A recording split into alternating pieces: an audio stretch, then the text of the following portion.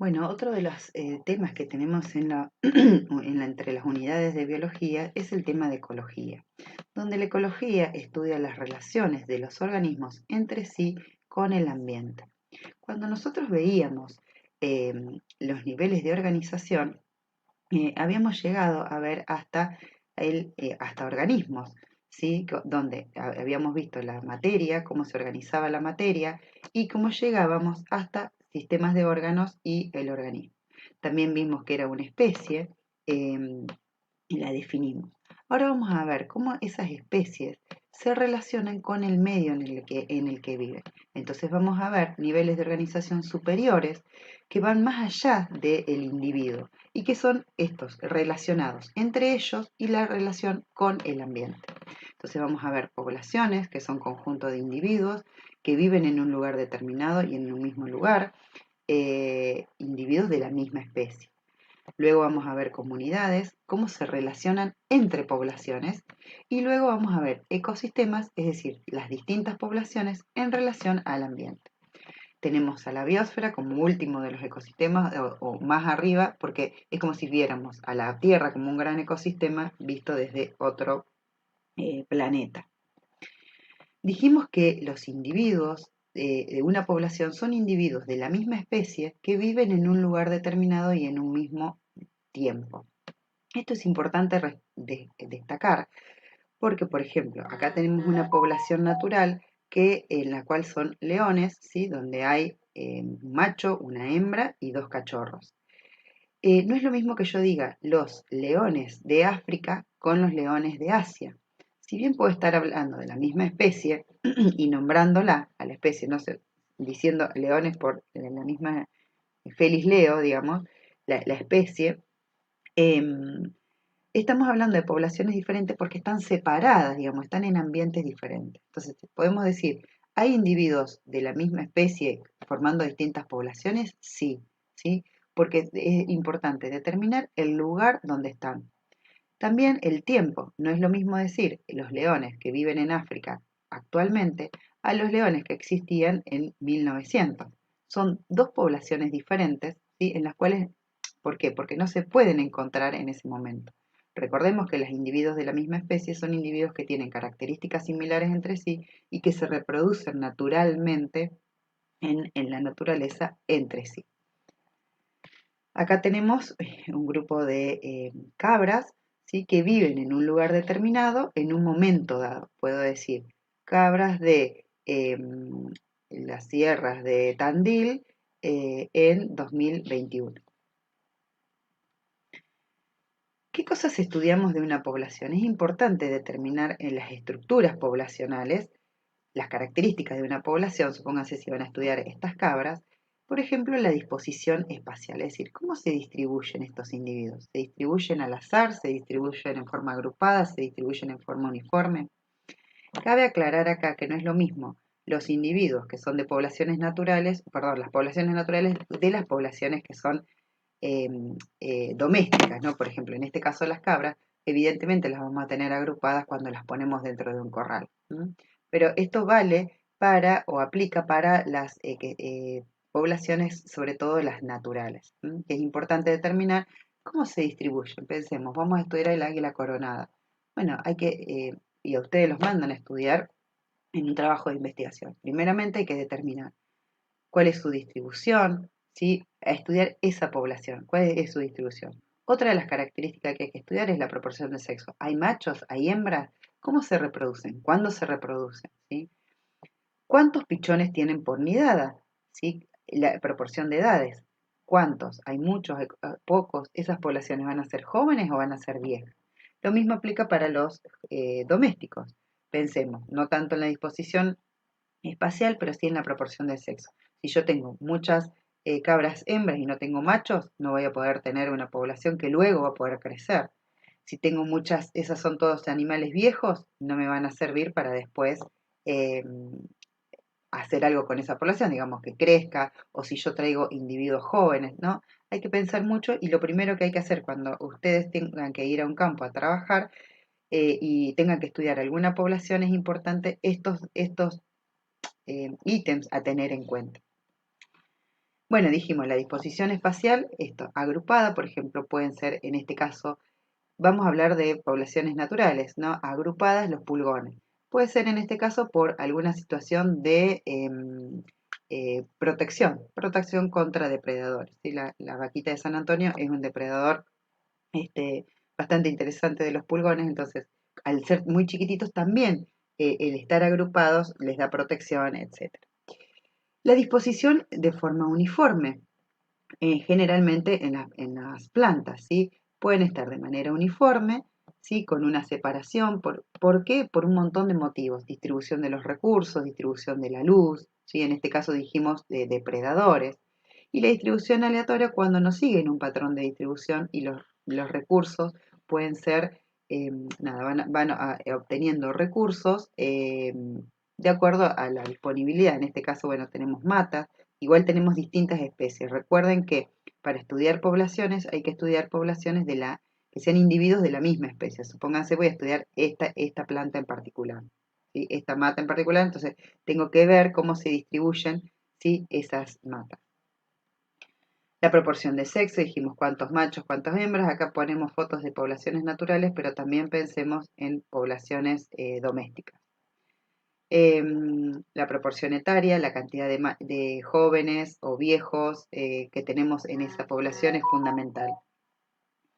La variabilidad genética es fundamental. Cuanto mayor variabilidad genética tengamos, mayor va a tener esa población capacidad para poder adaptarse a un ambiente cambiante.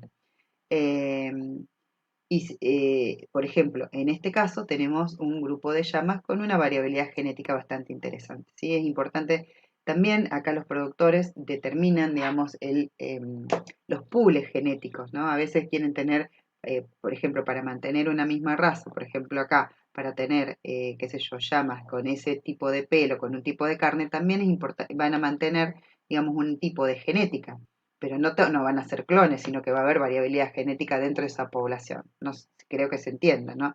Que no es que tengamos diferentes especies, sino que haya variabilidad genética dentro de la misma población. Para estudiar la dinámica poblacional, es decir, las poblaciones no son estáticas, sino que son dinámicas. Eh, Esto quiere decir que crecen, disminuyen, ¿sí? La población la tomamos como un sistema de estudio, ¿verdad? Vamos a considerar, por ejemplo, las explosiones demográficas. Son aquellos momentos en los cuales las poblaciones crecen aceleradamente. ¿Por qué? ¿Qué fue lo que lo motivó? Bueno, puede haber un montón de motivos, principalmente ambientales. Por el otro lado, el colapso poblacional, ¿no? Que a veces, ¿por qué se extinguieron? ¿Por qué desaparecieron las poblaciones? Que también tiene que ver con muchos motivos ambientales y el factor humano acá también puede aparecer.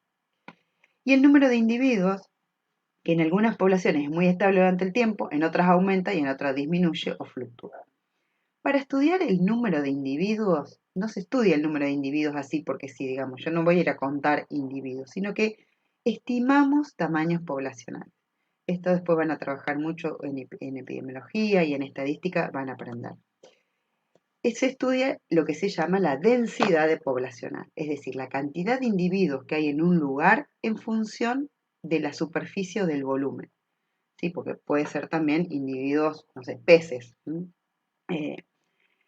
Por ejemplo, la cantidad de individuos, ahora vamos a ver cómo podemos contar esos individuos, porque si tenemos animales grandes es muy fácil, pero si tenemos animales muy pequeñitos, como los pulgones, ¿cómo hacemos para contarlos? ¿Sí? Y la unidad es por unidad de superficie. Entonces eso nos va a dar un número, que no es un número entero, ¿sí? Como por ejemplo cuando hacen los censos humanos, ¿no? Dice, La Pampa tiene 3,5 individuos por kilómetro cuadrado, ¿sí? Entonces, ¿qué significa eso? Significa la cantidad de individuos que hay por unidad de superficie. La densidad puede ser absoluta o relativa, es decir, si yo puedo contar el número total de individuos por unidad de superficie, por ejemplo, la cantidad de animales que hay en un corral, ¿no? Es fácil, los hago pasar por una tranquera con un contador y ese es un modelo, un método que ahora vamos a ver para contarlo. Eso sería un censo. Entonces, animales por hectárea, eso sería absoluto. Pero cuando los individuos son, por ejemplo, sobre todo en poblaciones naturales, tengo que ir a contar ratones al campo, ¿sí? Roedores que posiblemente puedan tener, no sé, transmisores de radio. Entonces, ¿cómo hacemos? Tenemos que buscar un método de muestreo. No puedo contar todos los ratones que hay en toda la superficie de, supónganse, en 2 hectáreas. Imposible. Además, tienen movilidad, desplazamientos, distintos modos de vida, etc. Entonces, se hace un muestreo, ¿sí? Y se aplica, digamos, en una unidad, en un área de tamaño determinado. Y también en un tiempo determinado. Siempre nos olvidamos del tiempo, pero tenemos que decir, bueno, ¿cuántos? ¿Cuántos animales por año? Porque, por ejemplo, los roedores puede ser que tengan menos actividad en el invierno y más actividad en el verano. Entonces también es importante el tema del tiempo, determinar cuándo se hace esas observaciones y para que sea, eh, por ejemplo, un muestreo que vamos a ver ahora, es importante hacerlo a lo largo de mínimamente un año si es que tienen variaciones estacionales estos animales, ¿sí? No pasa lo mismo en animales de corral, en animales domésticos. Dijimos, ¿cómo podemos estimar el tamaño poblacional? El recuento por ahuyentamiento es un censo. Censos aéreos, captura, marcado y recaptura, recuento por parcela. Lo vemos en imagen. El recuento por ahuyentamiento, decíamos, acá tenemos ovejas, ¿sí? Que van en un caminito. Es fácil para poder contarlas. Puedo pasarlas, hacerlas pasar por una tranquera y poder contarlas, ¿sí? Ahuyentamiento, grupo de aves. Tengo flamencos en una laguna, los hago volar y puedo contar. En aves también se pueden contar nidadas, huevos, ¿sí? Hay un montón de cosas que ayudan, digamos, a estimar el tamaño poblacional. Cuando nosotros hacemos censos, contamos totalidad, pero cuando tenemos que hacer muestreos, estamos estimando el tamaño poblacional, nos estamos acercando a un número que podría ser el real. Censos aéreos para animales grandes, sobre todo en los parques nacionales, cuando quieren determinar la cantidad de individuos que tienen, por ejemplo, ciervos en el Parque Luro. ¿Cómo saben la cantidad de ciervos que tienen? Bueno, pueden hacer censos aéreos, pueden establecer distintos métodos, digamos, no es que uno solo para un mismo momento. Pueden encerrarlos en corrales y algunos que están bien en el caldenar, que son difíciles de acceso, se puede hacer un censo aéreo. Captura, marcado y recaptura. Estos se utilizan para animales que son pequeños y que tienen mucha movilidad en poblaciones naturales sobre todo. Y también se hacen en aves. Se marcan los animales, se toma una muestra, se marcan, no se los mata obviamente, se los marca una marca que no sea evidente. Si yo no le voy a poner una pintura blanca en el lomo de un ratón, va a ser muy fácil que un depredador lo vea. Entonces se hacen unas marcas que a veces pueden ser anillos o a veces puede ser cortar un pedacito. Bueno, en los ratones es difícil, o sea, cortarle un pedacito de falange o de cola porque entre ellos también se muerden. Entonces eso nos podría llevar a errores para estimar población. Se marcan y se devuelven a la naturaleza y después de un tiempo se vuelven a tomar para poder